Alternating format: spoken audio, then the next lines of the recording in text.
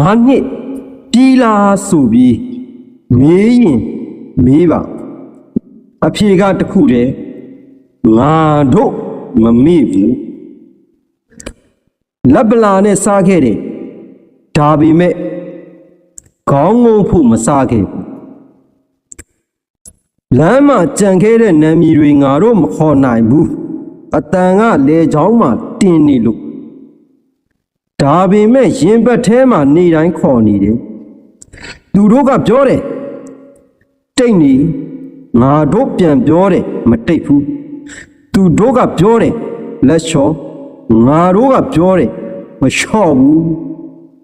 ငါတို့ပင်ပန်းတယ်အမှန်ပဲဒါပေမဲ့ကြောက်ဖို့တော့အချိန်မရှိဘူးငါတို့ကအနိုင်မရသေးတဲ့လူတွေမဟုတ်ဘူးအချုံးကိုလက်မှတ်မထိုးတဲ့လူတွေငွေဦးဆိုတာပြက်ကရင်ထဲမှာမနေဘူးငါတို့ရဲ့အသက်ရှူထဲမှာနေတယ်ဒါကြောင့်